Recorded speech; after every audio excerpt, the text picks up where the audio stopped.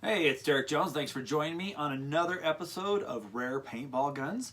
And today we're talking about the Sheridan Equalizer, which many consider one of the worst guns ever made. So this was made in 1995, and I think it stayed in production for a couple of years, but most of them that came went right back to the factory. In fact, the store I was working at, I think we got two of them, and they went right back. It has one of the longest, most horrific trigger pulls you'll ever feel. It is just horrid, and it's about 8 pounds. This was designed to compete with Airgun Designs Automag, and it actually uses similar technology. It had some real potential. Inside the gun is the regulator section's identical to an RG1, which was a really good regulator, okay? But the problem is this gun's so intolerant of CO2 that even the RG1 couldn't really keep it afloat. Not to mention that there's a problematic seal in there that people blew out, and you would have to send it back to Sheridan for $35 to get it replaced.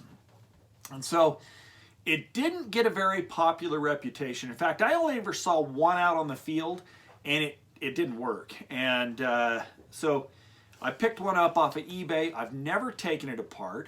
We're going to take it apart and look at it. Just looking at it, I can tell you Sheridan was trying to stay cutting edge and save money at the same time, which usually don't go hand in hand. We have a polymer injected frame, and then they tried to save money by using the VM68 feed, which was hopelessly obsolete and over-engineered by this time. And one of the great things about this marker is it has an RG1 regulator built inside, and then it uses VM68 barrels. So surprisingly, for as little of a marker it is extremely heavy. I've never really got this one working. It leaked like a sieve.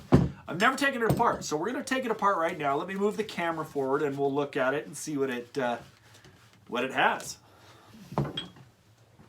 Okay, so like I said, it uses existing VM68 threaded barrels, and this is just a stock barrel. And I think it was set up for a proprietary ASA or on-off valve on the bottom. In fact, they didn't have on-offs when these came out. So the idea was this would pin in and you'd be able to put a bottom line, which would have probably been a good idea because I know these are incredibly sensitive to CO2. So let's break it down and see what it's made of.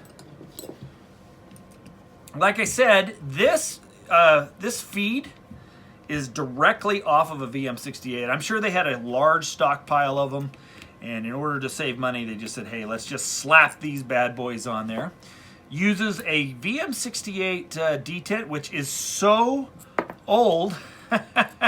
This has literally been sitting in a box for years that it just snapped. I'll have to order another one if I ever get this running. It's just breaking right in pieces. Okay. All right. So let's take the rest of it off. So on the bottom, we have 2 grip frame screws. Luckily, VM68 detents are still plentiful, so I can replace that with a polyurethane detent, and it probably won't be too big of a deal.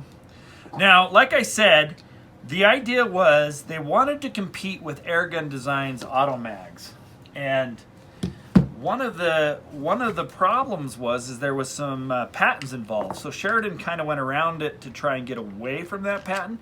So what you end up with is this system here. I don't know if I'm going to take that out. Let's see. So that's the trigger, and that's kind of simple. And it's a double action valve. And this is basically a 3-way, which is going to control the bolt coming forward and back. Pretty simple design on the trigger. I think they were onto something, but execution left something to be desired because it is a really heavy trigger pull. So this right here is the valve or the seal. This right here is the gasket that is so problematic. It goes out all the time, and that is what prevented this gun from really working. However, it doesn't look that hard. I'll probably end up making some in my shop and seeing if I can get this thing running. So if I can, I'll do a shooting video. It'll be a separate video. Let's pull the body apart.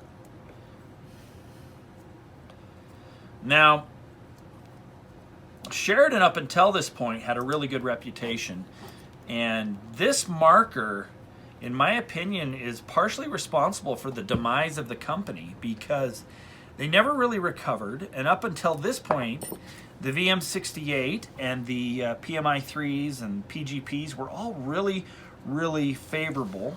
So we're going to undo those 2 screws, and this assembly comes out.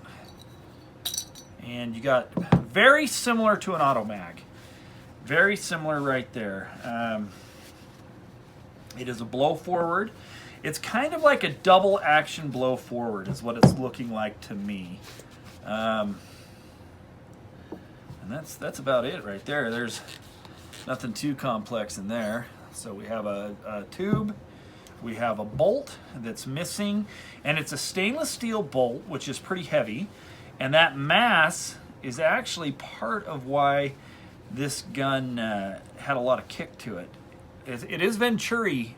It's very nicely made. I think they could have really pushed this if they'd have spent a little bit more time in development. So when you pull the trigger, this valve moves back, which allows the air to go into the regulator, which blows this bolt forward and compresses this spring, pushing the ball out the barrel. Okay, now the body unscrews, and this is your power tube, and it's pretty similar to an Automag again. This is the first time I've taken this apart, so bear with me. No seal in there. And this sits just like that. So this piece comes in. It's just a standard tube. And then we have the actual regulator itself. Now I'm not going to take this part of... Oh, no. So then here is the on-off, which is also similar to an Automag. And it's Delrin. It's got a little compressed spring on the inside. And I'm guessing this pin, when you pull the trigger, pushes forward. Very interesting. This itself is an RG1 regulator, and I am not going to take this apart because I don't have my diagram with me, and I'm sure it would take some real work to actually put it together. The RG1s were really good. This is the best part of the gun. The rest of it's questionable at best. So if we look at it, here is your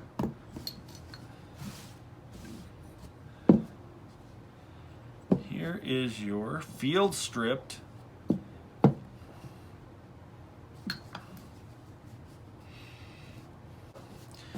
It's actually very, very simple, and we've got a regulator, we've got a on-off, and then we've got the power tube, the bolt, and the blow-forward bolt, and it's missing an O-ring, I noticed. Interesting design. Again, I think if Sheridan had just spent a little time developing this marker, they probably would have had something. But they gave up on it, and it was a disaster for them. A PR disaster, and they just did not recover. This was kind of their last entry. They did do a Tippmann clone called an XTS, and we'll do that one on here, and it was okay. But they never got their clout back after this marker. So, all right, well, let me put it back together, and I'm going to have to order some parts and see if I can get this running. I don't know that I can, but I'm going to try. I'm going to try. I might have to send it to Tim Furpo and see if he can do it, because he's the guru. But, all right. Pretty simple. There is a a on-off washer right there, or bolt blowback washer. I'm sorry. There is a buffer, spring buffer right there. And this goes like that. And then this goes like that. Not overly complex at all. I really wish somebody in Sheridan would have slapped him upside the head and said, hey, we need to put a little more money into this design, and they probably could have had something. It's close, but in the process of doing it the way they did it, they pretty much just guaranteed a failure. By trying to save money and rip off another design, they left too much up to...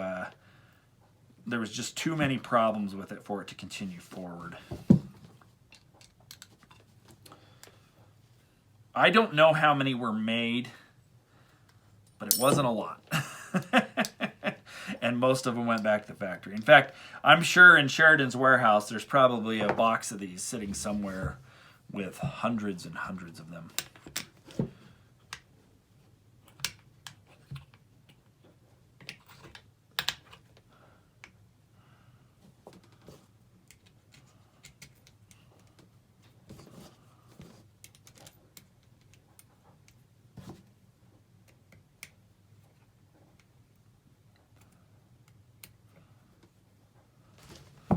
This is the problematic gasket that has to be handmade. And it just sits right in there.